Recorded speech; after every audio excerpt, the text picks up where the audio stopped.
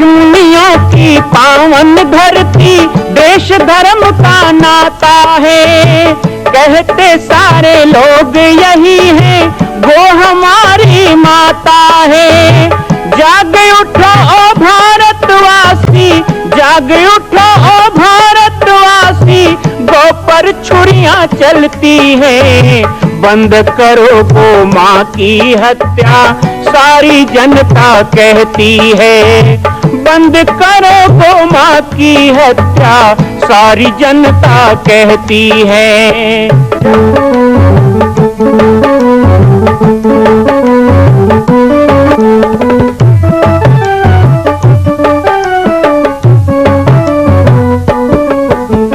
जगह जगह पर बूचड़ खाना, लाखों गौएं कटती हैं।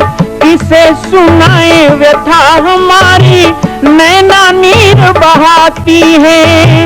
रक्षा करना गौ माता की, रक्षा करना गौ माता की, गीता ज्ञान सिखाती है। बंद करो गौ माँ की हत्या, सारी जनता कहती है। बंद करो गौ माँ की हत्या, सारी जनता कहती है। जय श्री राम, जय गौ माता, जय गोपाल। स्वागत है आप सभी का भारत के हृदय स्थल छत्तीसगढ़ प्रांत में मां कौशल्या धाम जिला बालोद में विगत 18 वर्षों से बन रहे इस विशाल दिव्य भव्य मंदिर का निर्माण। विश्व के अंदर भगवान राम के लाखों मंदिर हैं। अब अयोध्या में भी रामलला विराजित हो चुके हैं, लेकिन छत्तीसगढ़ की बेटी मां कौशल्या जो राम की माता हैं, उनका एक भी मंदिर पूरे विश्व में नहीं। इसीलिए यह विशाल तीर्थ का निर्माण विगत वर्षों से चल रहा है बालोद जिला छत्तीसगढ़ में। 25 करोड़ की लागत से बनने वाला 108 फीट ऊंचा, 65 फीट चौड़ाई और 136 फीट लंबाई का राजस्थान के ठोस पत्थरों से बनने वाला यह मंदिर हजारों वर्ष तक भारत में 5वें धाम कौशल्या धाम के रूप में स्थापित रहेगा। 3 तल के इस मंदिर में प्रथम तल पर भगवान शिव, मध्य तल में गोद में रामलला को लेकर स्वर्ण सिंहासन में मां भगवती कौशल्या विराजित होंगी और तीसरे तल पर पंचमुखी हनुमान। इसके अलावा सामाजिक समरसता को समर्पित यह मंदिर सनातन हिंदू धर्म के समस्त देवी देवताओं महापुरुषों की मूर्तियों से सुसज्जित होगा। आप सब एक एक मूर्ति का संकल्प भी इस मंदिर के लिए कर सकते हैं। ध्यान रखिएगा, यह अवसर बार बार नहीं मिलेगा, क्योंकि 2026 में मां कौशल्या का दिव्य भव्य धाम स्थापित हो जाएगा। मां कौशल्या विराजित हो जाएगी। एक बार पुनः आप सबको निवेदन करूंगा, आइए, जुड़िए और सबको जोड़िए इस विशाल तीर्थ के निर्माण में। मैं राम बालक दास महात्यागी आप सभी को आह्वान करता हूं, संपूर्ण प्रदेश एवं देशवासियों को, कि जिस तरह रामलला के दिव्य भव्य मंदिर के लिए आप सब ने मुक्त हस्त से दान दिया है, इसी तरह मां कौशल्या के एकमात्र विश्व के प्रथम धाम के निर्माण में आप सभी मुक्त हस्त से दान दें। यह दान 3 आहुति के रूप में लिया जा रहा है। हम 1100, 1700, 5100, 11,000, 21,000, 1 लाख, उससे भी अधिक जो भी राशि करना चाहें 2025 और 26 के अंतर्गत 3 बार देने का संकल्प लेंगे। तो मां सद्गमया ज्योतिर्मय तमसो मां ज्योतिर्गमया। हम प्रकाश के पुजारी हैं, अग्नि के पूजा करने वाले, सूर्य को मानने वाले। हम कब से दिया बुझाने वाले हो गए? ये जो विदेशी संस्कृति, इसको हावी मत होने दो घर में। देखो, लेकिन देख के घर में घुसाना गंदगी जरूरी नहीं। और इसी को कहते हैं ये पढ़े लिखे लोगों का काम, ये पढ़े लिखे गंवार लोगों का काम। अपनी सभ्यता, अपनी संस्कृति। तो सबसे पहली भाषा का ज्ञान होना चाहिए। 5 संस्कृत के मंत्र नहीं आते, कैसे हिंदू हो? 5 संस्कृत के मंत्र नहीं आते, कर्पूर गौरम नहीं आता, गुरु ब्रह्मा नहीं आता, तुम्हें माता पिता तुम्हें नहीं आता, त्र्यंबकम यजामहे नहीं आता, ओम भगवान स्व गायत्री मंत्र नहीं आता। 5 मंत्र आपको नहीं आते, आप कैसे हिंदू हो? कथा पुराण सुनने से नहीं होगा, उसको धारण करने से होगा। भाषा के बाद दूसरी बात आती है, अपनी वेशभूषा को बना के रखिए। कितना अच्छा लगता है वेशभूषा, हमारा केश विन्यास हो, चाहे श्रृंगार हो, चाहे वेशभूषा हो। सनातन हिंदू का जो स्वरूप है, मस्तक में तिलक हो, सिर में शिखा हो और आपके यहाँ की परंपरा कहीं पगड़ी की परंपरा है, कहीं टोपी की परंपरा है। लेकिन आज के समय में देखो तो सिर में चोटी नहीं है।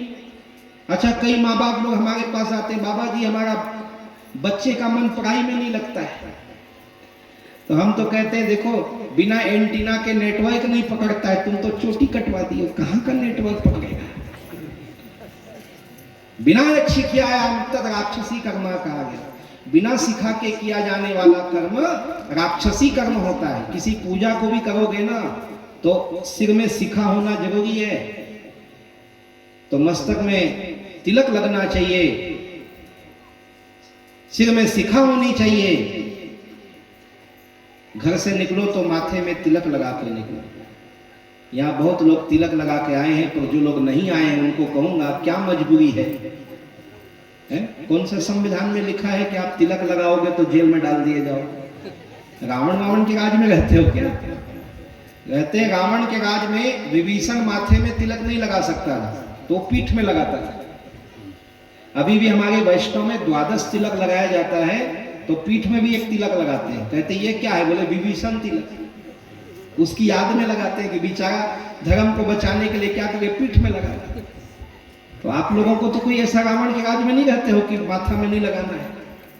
जब भी घर से निकलो तो मस्तक में तिलक लगाकर निकलो। बिना तिलक, जैसे एक सुहागन माता के पति परमेश्वर हैं, इनके लिए आप पति हो तो आपके लिए वो जगत पति है। इसलिए मस्तक में तिलक होना चाहिए, सिर में शिखा होनी चाहिए। आपका हिंदू रूप का मतलब क्या है?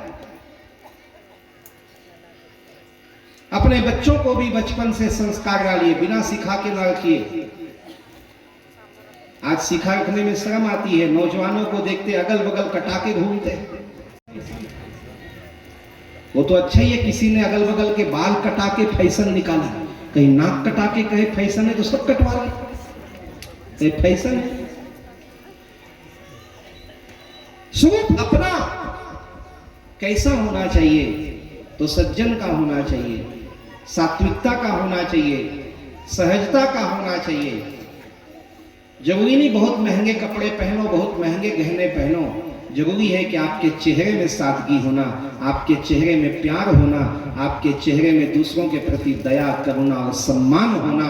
तो बहुत सारे गहने नहीं होंगे तो भी दुनिया तुम्हें देखेगी, दुनिया किसी को नहीं देखेगी, तुम्हारा तेज उभरेगा। बहुत महंगे कपड़े, आप 150 की धोती पहन के भी चमक रहे हो। और कई तो ऐसे आजकल वो 4000 का जींस लेते हैं और इधर उधर फटा रहता है और कहते हैं हम बहुत महंगा पहने हैं। तो ये पढ़े लिखे गंवार ही तो हुए। इसको ऐसे फैशन का कोई काम नहीं है और ऐसे नकल का कोई काम नहीं है। इसलिए अपनी जो वेशभूषा है वो सौम्यता पूर्वक होना चाहिए, वो अपने संस्कृति के अनुसार होनी चाहिए, अपने पहनाव ओढ़ाव के अनुसार होना चाहिए, अपने रूप रंग के अनुसार होना चाहिए। और तीसरी बात है अपना भोजन ठीक हो। और सारी बातें तो आपके भोजन पे ही होती है, क्योंकि हमारे धर्म शास्त्रों में भी कहा गया तामस तन कछु साधन नाही, प्रीति न पद सरोज मन मन। भोजन कैसे करना चाहिए?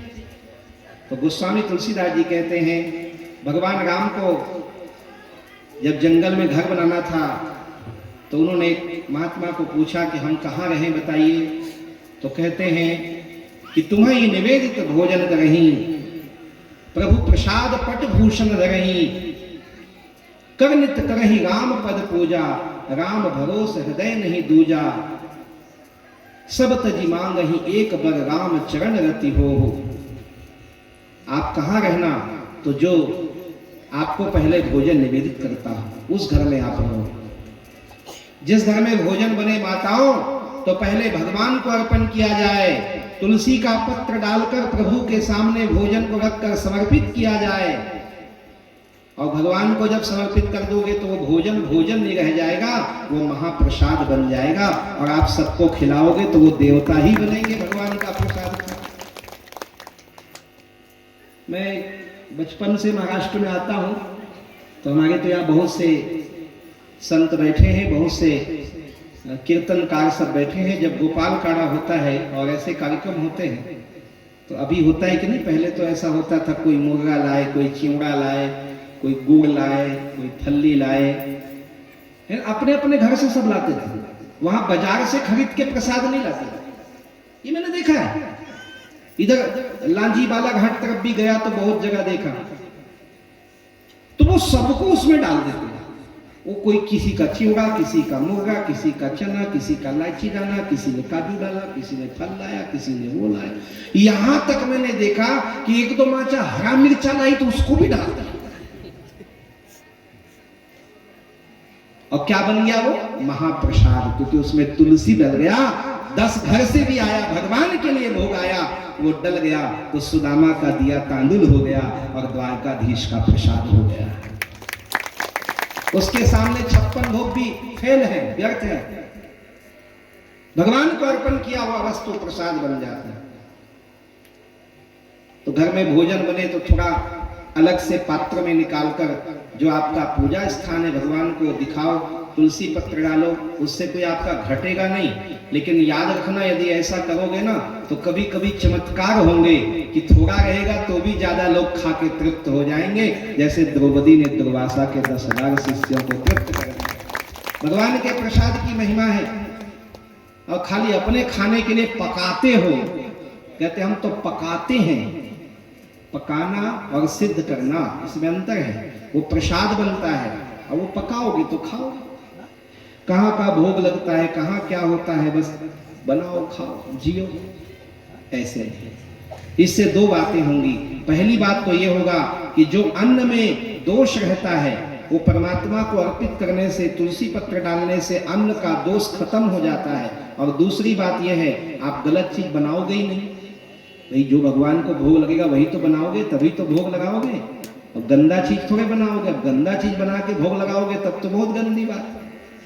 तो भगवान का भोग जिस घर में बनता है, प्रसाद जिस घर में नित्य बनता है और लोग उसी प्रसाद को ग्रहण करते हैं, तो कहे भगवान आप वहां निवास करो, वो आपका निवास स्थान है। और जहाँ पे मांसाहार बनता है, जहाँ पर जीवों के हड्डी, मांस, चमड़ा पकाया जाता है, उस घर में भगवान लक्ष्मी ये सब वास करेंगे। वहां केवल दरिद्रता का, कलह का, द्वेष का, आसुरी वृत्ति का, दानवी गुणों का ही वास होगा। और आज नहीं तो कल उस कुल का विनाश ही होगा। जीव दुखावे अति दुख पावे, बाल कुटुंब नाश हो जावे। इसलिए आज इतने अच्छे सत्संग में आए हैं, एक संकल्प और लो, मांसाहार का त्याग करो।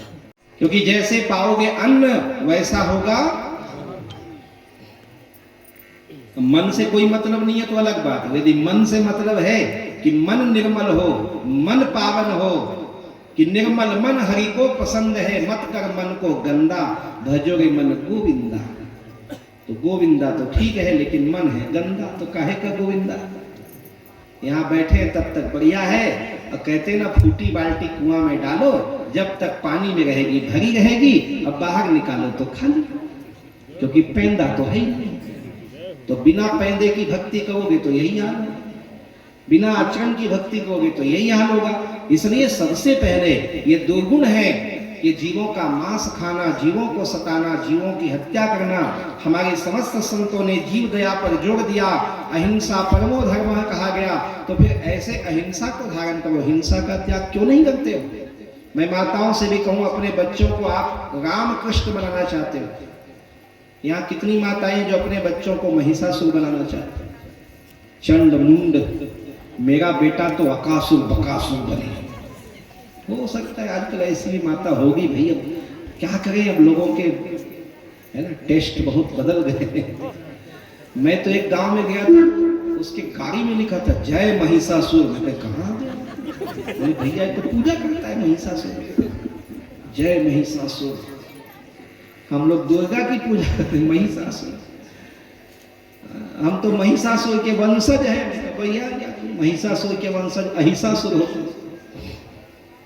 तो माताओं से अपने बच्चे को कृष्ण बनाना, राम कृष्ण हरि। आप भजन करते हो तो राम कृष्ण बच्चों को बनाने के लिए क्या करना पड़ेगा। तो यशोदा ने अपने बेटे को क्या खिलाया, क्या खिलाया, जोर से बोलो ना, क्या खिलाए? माखन मिश्री। माखन मिश्री भगवान, माखन बहुत पसंद था ना, तभी तो छीके में चढ़ जाते थे, मटकी फोड़ देते थे, चोरी करने लग गए थे, माखन चोर बन गए। चोर कहलवाना भी पसंद आ गया। और फिर कहते माखन में माँ शब्द समाहित, इसीलिए मोहे भावे। माखन में पहले माँ शब्द है, इसलिए मुझे माखन बहुत प्रिय है, क्योंकि मुझे माँ बहुत प्रिय है। तो यशोदा ने अपने बेटे कन्हैया को माखन मिश्री खिलाया, और भगवान राम को माता कौशल्या ने क्या खिलाया? तो भाजी चले किलकत मुख दधी ओदन लपटाई, कौशल्या जब बोलन जाई, ठुमुक ठुमुक प्रभु चले तराई। बाल लीला में कहते हैं कि दही भात लपेट के रामलला भाग गए, तो इसका प्रमाण है दधी ओदन लपटाई। तो कौशल्या अपने बेटे राम को दही भात खिलाती थी, यशोदा अपने बेटे कन्हैया को माखन मिश्री खिलाती थी। राम कृष्ण बनाने के लिए क्या करना चाहिए, ये रामायण और भागवत बता रहे हैं, मुझे बताने की जरूरत है। और जो माताएं अपने बच्चों को अंडा खिला रही है, संडे हो या मंडे,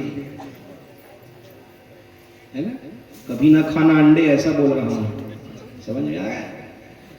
और जो माता अपने बच्चे को गोद में बिठा के मांस खिला रही है, जानवरों की हड्डी चबाना सिखा रही है, उनको ये माँ है। कैसे माँ हो? पहले तो माँ को माँ बनना चाहिए, और जननी जने तो सूत बन या दाता या सूत, नाहित जननी पांच भली वृथा बहावे नूर कहा गया। जननी जने तो किसी वीर को जन्म दे, पुत्रवती जुवती जग सोई, रघुपति भगत जासु सुत होई। वही माता पुत्रवती कहलाने, पुत्र होने से पुत्रवती नहीं हो सकती। आपका पुत्र माता पिता का भक्त बने, हरि भक्त बने, हरि प्राण बने, आपका देशभक्त बालक हो, सच्चरित्र सज्जन हो, दूसरों के दुख को दूर करने वाला हो, सबको कष्ट देने पीड़ा पहुंचाने वाले धरती के बोझ को जन्म दोगी तो तुम्हारा गोद धिक्कारने योग्य हो जाए।